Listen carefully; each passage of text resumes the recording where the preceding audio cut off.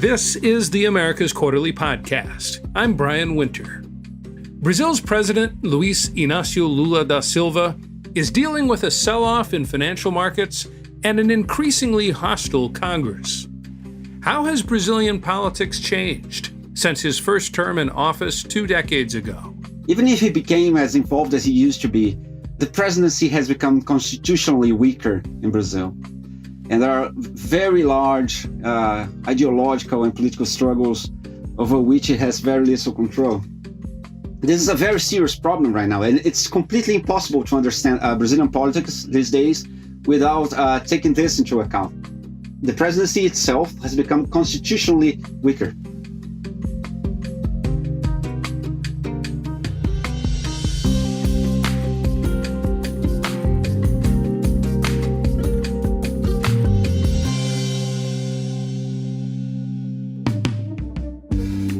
I spent last week in Brasilia talking to government officials and others, and it was an interesting time to be there. In a lot of ways, Brazil is doing just fine. The economy is expected to grow about 2% this year. Inflation is hovering at a reasonable 4%. Unemployment is at a 10-year low. And the approval rating for President Luiz Inácio Lula da Silva is pretty steady at just under 50%. But in some other areas, I heard considerable concern about Lula and the current trajectory of this government. Recent weeks have seen a sell-off in financial markets, leaving Brazil's currency, the real, as one of the world's worst performers so far in 2024. Stocks are down quite a lot too, as investors worry about the size of Brazil's fiscal deficit in a country where concerns about the size of the national debt have often bled into the real economy in recent years. In recent weeks, Brazil's Congress has also imposed a series of defeats on Lula's agenda, overriding some vetoes. All of this has raised questions about whether Lula may have lost a step, whether he truly understands a Brazil that everyone recognizes as more conservative than it was during his first presidency from 2003 to 2010, and whether he might be committing some of the same economic mistakes that led Brazil into a deep recession almost a decade ago. To try to understand where things are headed, we've invited a repeat guest. Celso Rocha de Barros is a sociologist, an analyst for Brazil's central bank, a political columnist for the newspaper Folha de S.Paulo, a podcaster at Revista Piauí, and the author of a marvelous political book about Brazil, PT, uma História, PT, a history. Celso, welcome to the podcast. As I mentioned, 2024 has been a more difficult year for Lula, politically and economically. Why do you think that's the case? Yes, I agree. I think you're right. Lula's first year in office was a success. Growth was more than twice market projections. Inflation was low. Unemployment reached record lows. Lula managed to approve Brazil's largest tax reform in more than 50 years. Everyone knew this year would be harder, especially the economic team. You have elections for mayor throughout Brazil. And Lula's government includes many ideologically heterogeneous parties that will support rival candidates in big cities. Just to give you an idea, the present mayor of São Paulo, Ricardo Nunes, his party has 2 cabinet positions in Lula's government, but he will try re-election as Bolsonaro's candidate. That's so Brazil and so hard to explain almost anywhere else. Yeah, but Brazil is getting Brasiler, Lots of Brazilian politics right now is in a state of flux. And now there's this dispute over who will inherit Bolsonaro's right-wing electorate. So, there's a lot of uncertainty in Brazilian politics right now, So everyone knew the local elections would make Lula's life harder. So Lula's economic team had lowered expectations for this year. They hope to approve the last regulations of last year's tax reforms They hope to end some bizarre fiscal privileges that have bled the Brazilian budget for many years. And then they would wait for the Federal Reserve to cut interest rates. And that should keep the economy running in the second semester when Congress basically stops working because of the election. However, the Fed did not cut interest rates, and Congress proved to be a much harder challenge than Lula expected. Well, I want to talk about each of these bigger challenges that you're mentioning. But first, let's talk just for a moment about Lula, the person, Lula, the president. He will be 79 in October. When I was in Brasilia, I heard whispers that he seems physically and mentally fine. Good. It's not the case with all 70-something year old politicians everywhere in the world. It's not something that people should take for granted.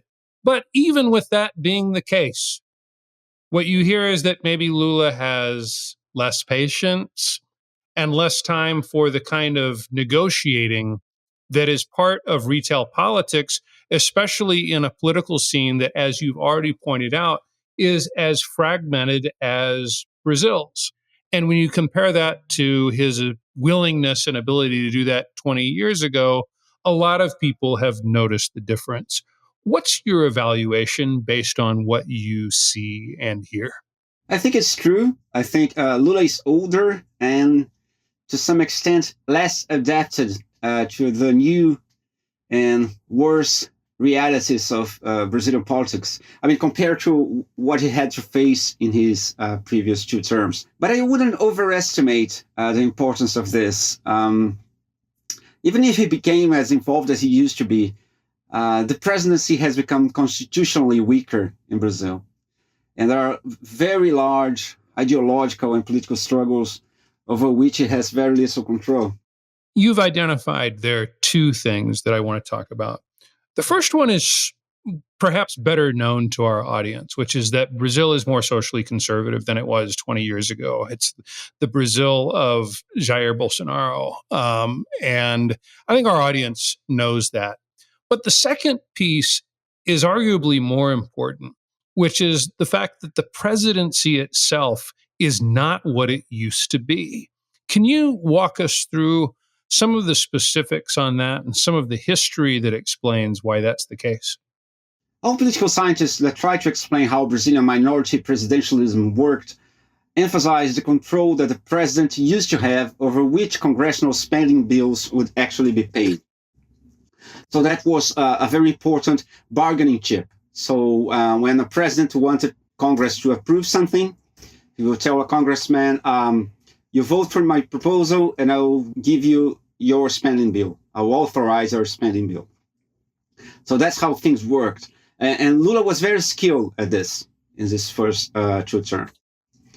However, during 10 years of political crisis, starting with the 2013 huge street protests, and then there was the 2016 impeachment, and then you had Bolsonaro and a series of institutional crises that led to the coup attempt at the end of 2022.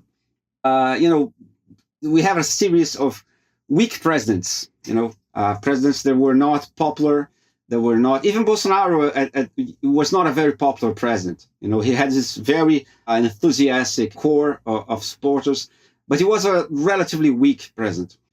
So what happened was, during this time, Congress took over the presidency. Congress started approving constitutional reforms and procedural reforms that will give itself more power over the budget. So according to a study by FGV, a Brazilian think tank, in 2014, congressional spending bills were 3.95% of discretionary spending by the Brazilian government. Then in 2015, while President Dilma Rousseff was on the verge of being impeached, Congress gave itself more power by making the approval of many spending bills mandatory. As a result, in 2016, the share of congressional spending bills rose to almost 9%, it more than doubled. Then in 2020, when Bolsonaro feared impeachment because of his mishandling of the pandemic, he conceded even more power to Congress. Congressional spending bills didn't even have to include the name of the congressman who proposed the bill. This is what was called the secret budget, and it was widely seen as a sort of widespread corruption. As a result, in 2020, congressional spending bills were responsible for 28% of government spending. After Bolsonaro lost, the Supreme Court placed some limits to this, and now congressional spending bills are responsible for something like 20% of spending, which is still more or less 5 times what it was when Lula left power in 2010. So it's a completely different world. The president has much less bargaining power when he asks something of Congress. This is a very serious problem right now, and it's completely impossible to understand Brazilian politics these days without taking this into account. The presidency itself has become constitutionally weaker. Yeah, power is definitely not what it used to be. And in my conversations, I heard almost everybody I spoke to made some sort of allusion to, maybe they call it semi-presidencialismo, maybe they call it semi-parliamentarism, but the idea is the same. So thank you for walking us through all of that, because I agree, it's hugely important to understand what's happening right now. Let's shift gears a little bit. Let's talk about something that is front and center on Lula's plate. It's the fundamental conflict right now, and it seems to be what conflicts are almost always about in Brazil, which is spending, the fiscal question. Because of market concerns over this, the real, Brazil's currency, is down about 10% this year. Brazilian stocks, also some of the worst performers in the world, because of concerns about the size of the deficit, about Brazil's debt load getting too big. It seems apparent to everyone that Lula will have to cut spending this year. You wrote your most recent column on Sunday for Folha de S.Paulo about how difficult it is for Lula to do this right now. Why? Several very respectable and very good political analysts have asked, why didn't Lula try harder fiscal adjustment in his first year? Then you would have like 4 years to recover your popularity. This is what governments usually do, right? I think there are basically 2 reasons. The first reason is the coup attempt.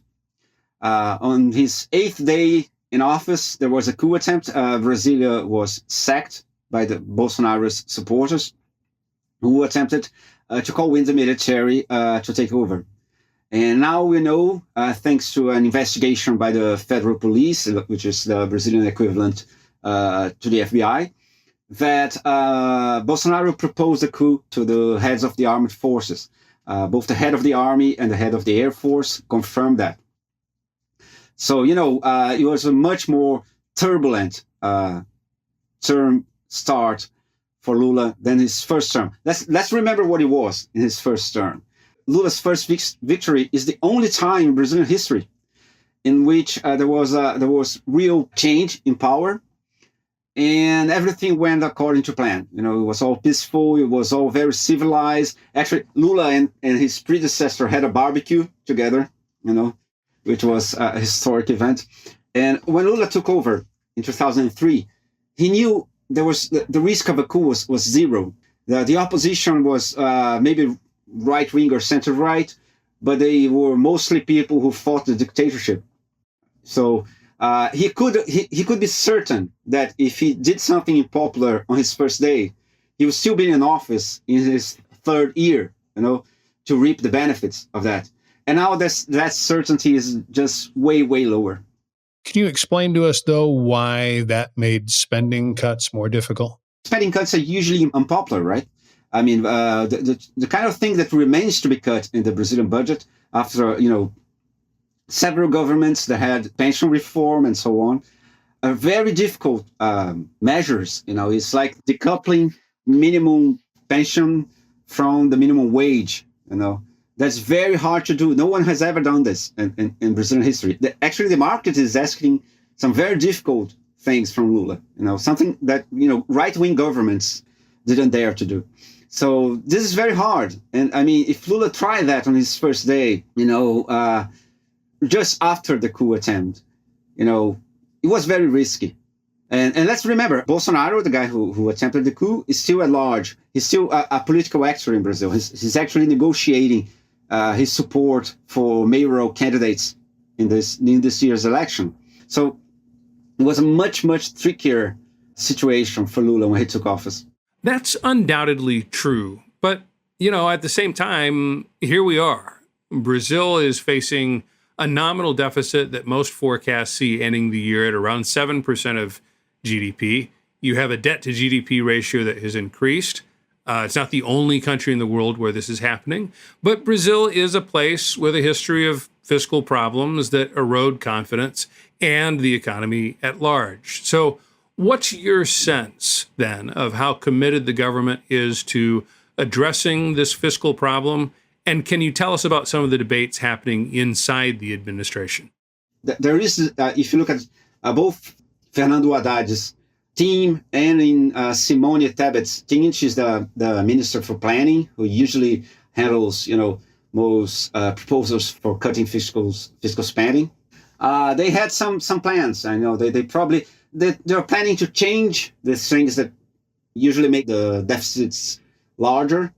For instance, they would like to replace coupling of the minimum pension to the minimum wage for a rule that would raise the minimum pension according to a specific index of inflation that measures prices of things old people usually consume.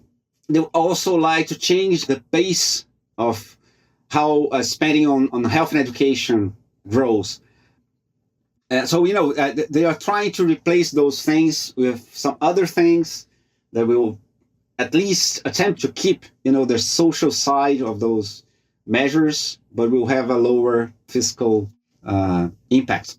These are politically delicate cuts for any administration. We're talking about things like... Oh, yes. Yes, they are. Yeah. I mean, some friends of mine, some economist friends of mine tell me, well, President Michel Temer actually abolished minimum spending with health and education.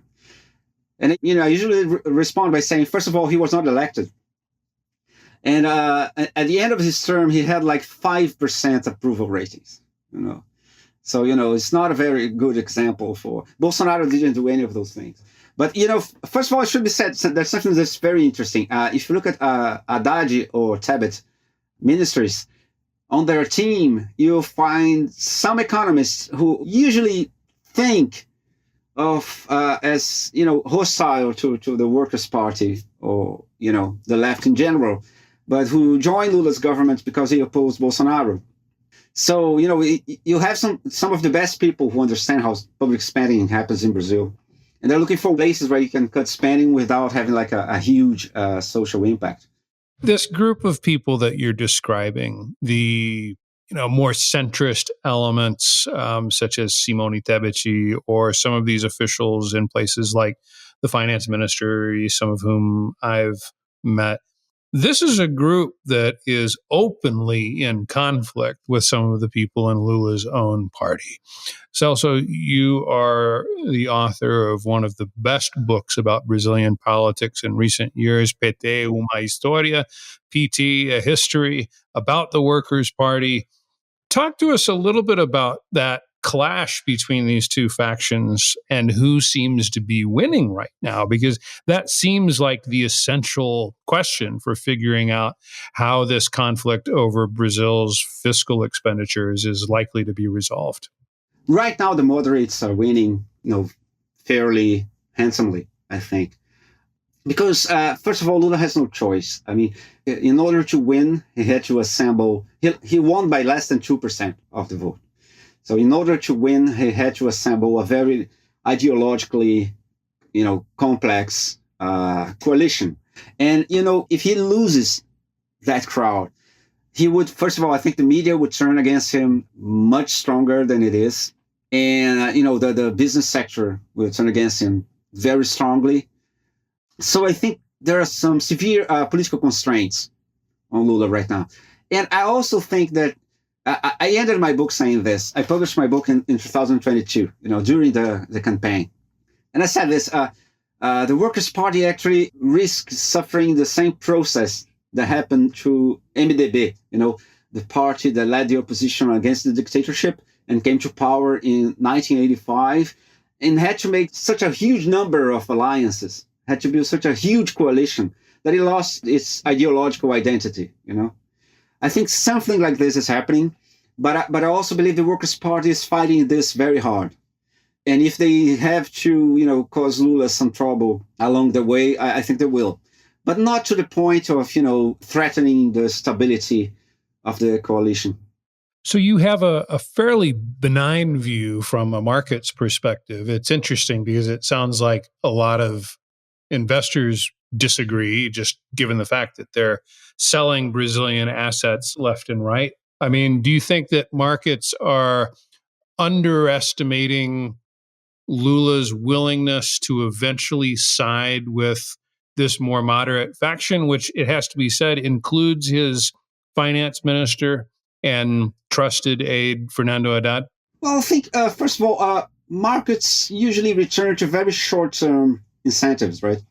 And I think there's a lot of herd behavior in the last market movements.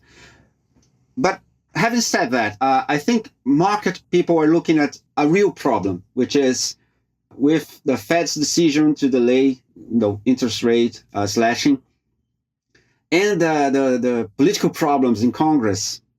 Lula's life has become much harder. I think people understand that. So what it means is that Lula will have to do more unpopular things in the near future. And I think the doubts concerning that is, Lula was willing to sacrifice his ideological program a lot to get to this point. Is he willing to sacrifice it even further for the next round of spending cuts and so on? So that's a legitimate doubt, even though, the size of the market reaction, I think, was widely overblown. I heard a few people who I trust say while I was in Brazil, these people made serious comparisons with the beginning of the Dilma Rousseff government. That's just crazy. Why do you say that, though? Because if you hear that from a inexperienced 25-year-old currency trader, you sort of go, okay, whatever. He's repeating things he's heard. But I heard this from some journalists and other veteran political observers of Brazilian politics. And you can imagine the argument, right? I mean, Dilma at first also took office with, a firm grasp of what was needed on the fiscal front. But as the macro conditions around her deteriorated, she resorted to more and more of these tax cuts and essentially refusing to do the work that was necessary on the spending front. We could begin by saying this. The main way in which Rousseff screwed up the economy is with her tax breaks. She did this tax breaks for mostly every sector of the Brazilian economy, because she wanted to ensure that she would get reelected. The international economy got worse, commodity prices fell, so she felt, well, I have to do something to get to the election. And with the enthusiastic support of the business community at the time, that is something people forget. That's something people don't talk about anymore. Oh, yes, of course. They wanted the tax cuts, of course. Yeah. You don't see Lula doing anything like that. Actually, he's doing the opposite of that. He's trying to reverse most of those cuts that exist to this day, because no government after Rousseff was politically capable of reverting those tax breaks, So a large share of the present government is trying to do is to reverse what Rousseff did. So, I think that in itself is a huge difference. And by the way, I think those cuts, cutting those tax breaks, eliminating them, would be the right thing to do, even if Brazil didn't have a fiscal problem. Most of them are grossly unfair. They favor the rich.